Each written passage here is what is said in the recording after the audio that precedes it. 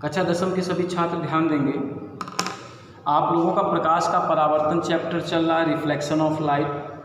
और कल मैंने आप सभी लोगों को बताया भी था कि लाइट क्या होती है। लाइट एक प्रकार की ऊर्जा होती है जिससे हम चारों तरफ की वस्तुओं को आसानी से देख सकते हैं। और बहुत सारे गुण भी मैंने आपको लाइट में बताया था कि सीधी रेखा में चलता है, निर्वात में चलता है, परावर्तन होता है, अपवर्तन होता है, विवर्तन, बहुत सारी प्रॉपर्टी लाइट में पाई जाती है।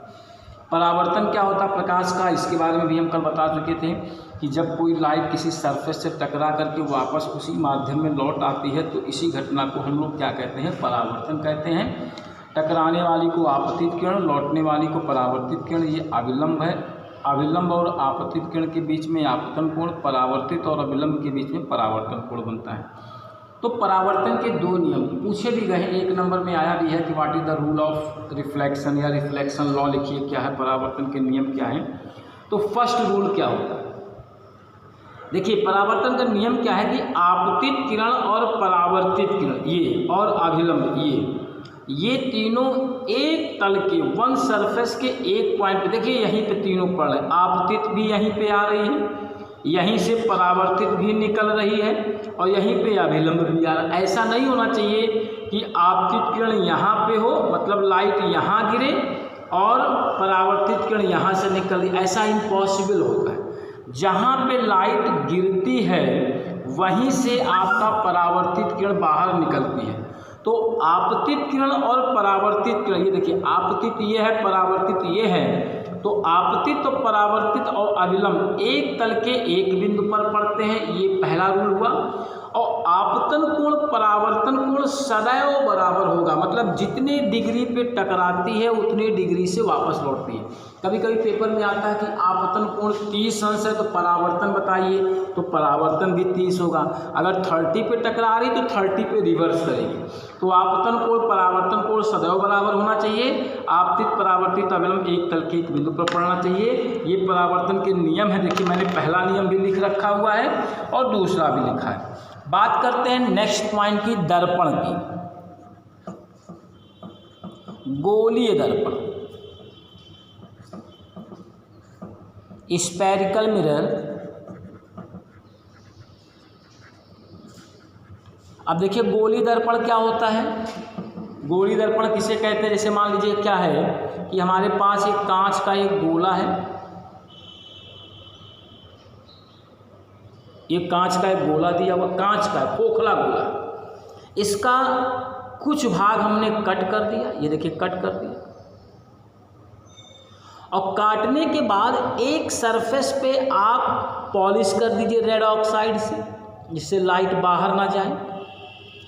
ये पॉलिश कर दिया, अंदर वाला भाग छोड़ देंगे परावर्तन के लिए, टकराने के लिए। तो बनने वाला जो ये आपका सिस्टम है इसी को हम लोग गोलीय दर्पण कहते हैं। किसी कांच के खोखले गोले का कुछ भाग काट करके एक हिस्से पे पॉलिश कर दें, दूसरा हिस्सा परावर्तन के लिए छोड़ देते हैं, तो इसको हम लोग कहते हैं गोलीय दर्पण। दो प्रकार का दर्पण होता है, एक होता है आपका उत्तल दर्पण और एक होता है आपका अवतल दर्पण। तो देखिए उत्तल दर्पण क्या होता है। उत्तल दर्पण जिसको हम लोग कहते हैं कॉन्वेक्स मिरर,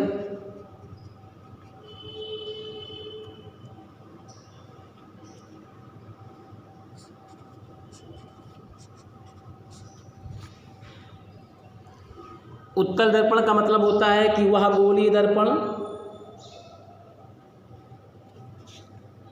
ये देखिए दो दर्पण हम बना रहे हैं यहाँ पर।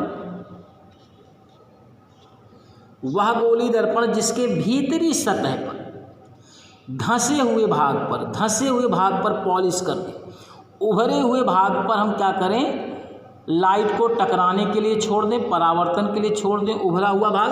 तो इस दर्पण को हम लोग कहते हैं उत्तल दर्पण। ये आपका हुआ उत्तल दर्पण। और अगर हम उभरे हुए भाग पर पॉलिश कर दें, धंसा हुआ भाग परावर्तन के लिए छोड़ दें ये, तो इसको हम लोग कहते हैं अवतल दर्पण। ये अवतल दर्पण है, इसको इंग्लिश में कहते हैं अवतल दर्पण। ये हिंदी नाम हुआ कॉनकेव मिरर। ये तो धंसे हुए भाग पर पॉलिश कर दें उत्तल बनेगा, उभरे हुए भाग पर पॉलिश कर दें अवतल बनेगा। चिम्मच सबके घर में होता है, खाने वाला जो चिम्मच होता है, तो जो चिम्मच का धंसा हुआ भाग होता है, अगर हम वहाँ पे पॉलिश कर देंगे तो वो उत्तल बन जाए, और चिम्मच का जो आउटर सरफेस होता है, बाहरी सरफेस होता है, वहाँ पॉलिश कर दें अंदर वाले से देखें तो अवतल दर्पण बन जाएगा। तो इस तरीके से हम दर्पण का निर्माण करते हैं। दर्पण क्या है? कांच का खोखला गोला जिसकी वन साइड पे पॉलिश होती है, अदर साइड रिफ्लेक्शन के लिए छोड़ देते हैं, तो ये हमारा क्या कहलाता है? अवतल दर्पण और उत्तल दर्पण। अब देखिए ये तो दर्पण हो गया। दर्पण से संबंधित परिभाषाएं कुछ हैं। दर्पण से संबंधित परिभाषा, पहला पॉइंट ध्रुव, जिसको हम लोग कहते हैं पोल। ध्रुव क्या होता है? ये मेरा दर्पण दिया है, दर्पण का जो वक्र पृष्ठ है, वक्र पृष्ठ, इसका जो मिड पॉइंट होता है, मध्य बिंदु, इसी को हम लोग क्या कहते हैं? ध्रुव कहते हैं, और डिनोट करते हैं P से। किसी भी दर्पण के वक्र पृष्ठ का जो मध्य बिंदु होता है, कर्व सरफेस का जो मिड पॉइंट होता है, ये मिड पॉइंट, इसको हम लोग क्या कहते हैं? ध्रुव कहते हैं। ये ध्रुव कहते हैं, इसे ध्रुव कहेंगे। अगला पॉइंट आता है वक्रता केंद्र।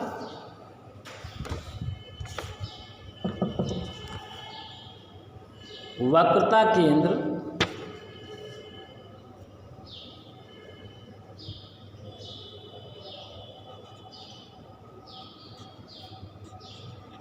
Centre of curvature,